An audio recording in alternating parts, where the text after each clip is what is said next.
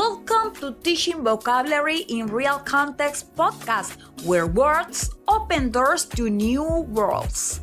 I'm Esmeralda Cala, and in today's episode, we're diving into a practical and powerful strategy to help university students master professional and academic vocabulary. Whether you are an educator or a student eager to elevate your language skills, this episode is packed with tips to boost your vocabulary and unlock your full potential. Let's get started.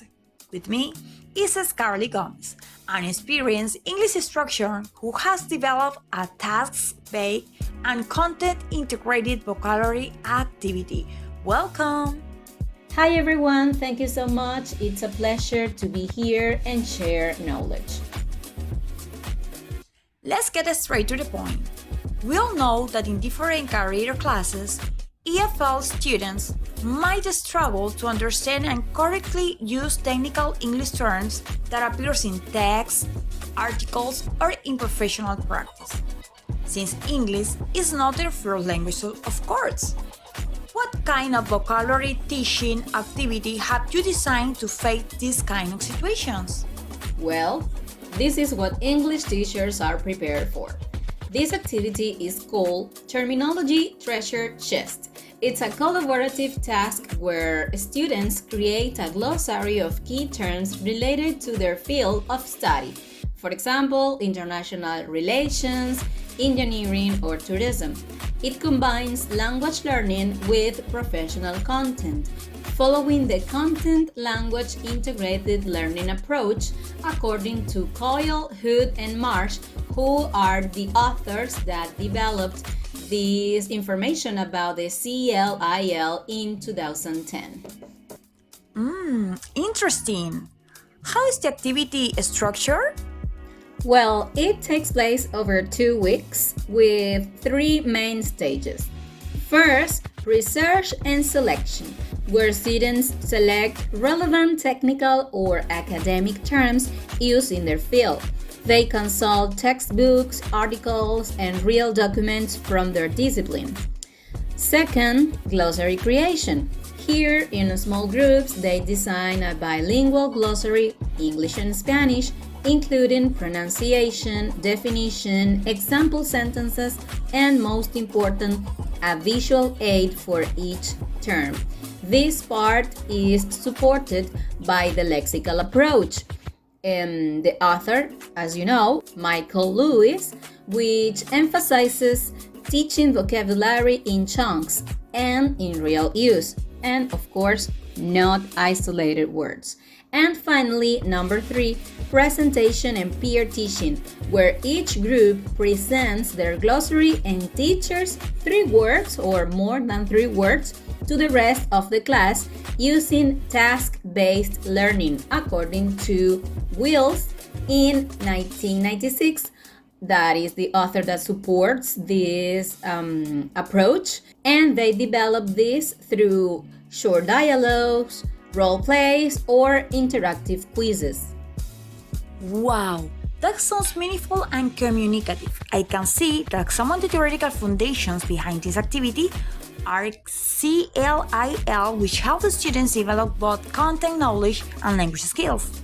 The lexical approach, which promotes vocabulary that is functional and useful for communication in academic contexts. And task-based learning, which allows students to use language through real-life tasks. Am I right? Absolutely. And we can also mention Oswald's theory of meaningful learning, which supports the idea that knowledge should connect with what students already know, in this case, concepts from their academic disciplines. And for this, it's essential that the students are motivated and in a positive emotional state, because this creates the ideal conditions for meaningful learning to occur effectively. That's so true. It actually relates to something I was about to bring up. English teachers must deal with understanding how to develop words during the learning process. the importance of motivations and emotions, creating a positive learning environment, and using strategies that stimulate different brain areas. Not an easy task, huh? Not at all, but we can do it. Actually, the emotional approach to language learning refers to the importance of a student's emotions, feelings, and attitudes in the learning acquisition process. This approach maintains that motivation, confidence, and interest facilitate learning, while negative emotions such as fear, anxiety, or insecurity can hinder it. In other words, creating an emotionally supportive environment helps students learn more effectively and develop a positive attitude toward the language and its study. Are you talking about crushing as it affected filter hypothesis? Exactly, you hit the nail on the head. Well, getting back to terminology treasure chest, which is the activity you have designed, I have a doubt. Are students able to create new terms? I mean, can they infer the meaning of other words just because they share characteristics like same root or same suffixes or prefixes? Wow, Esmeralda, this is such an interesting question. Let me explain this in a brief way. The fact of knowing a word, it's because we've found it in books or heard it from other speakers, or even believing that a word only exists, only it's real, if it's approved by the dictionary of a language academy or any other source. And it's okay. But as active speakers of a language, we all have the ability to combine, create, and use new words as long as it fits the laws of word creation and we find a practical application for it, of course. What I mean is, with this strategy, I want to teach my students not to limit themselves. Remember, active vocabulary is made up of terms which we are most familiar with, and words that make up our total vocabulary are passive vocabulary. The fact that even as native speakers, we frequently only know what we've heard or read of certain terms before, but we are unaware of its meaning. And this is a clear example of a gradual word knowledge. We only speak our lexicon. Scarlett, during the application of this strategy, what can you tell me about the outcomes? Well, students reported that they felt more confident using technical English, their vocabulary expanded in a practical way, and they appreciated learning language they could immediately apply. They also improved their collaboration, pronunciation, and presentation skills.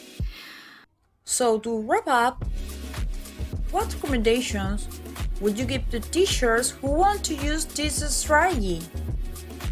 Well, dear teachers, choose real tasks that matter to your students. Encourage them to work with authentic materials, not genetic exercises at all. Let them create something that will be useful beyond the classroom, like a glossary, a mini presentation, or a professional video, actually. And above all, connect vocabulary learning to their future goals and identities. Thank you, Scarlett, for sharing this practical and inspiring approach. Thank you, Esmeralda, for the opportunity. I hope more teachers create real, meaningful, and student-centered vocabulary experiences. And thank you all guys for joining us in our vocabulary adventure today. Remember, mastering professional and academic words isn't just about memorizing. It is about making it part of your everyday language.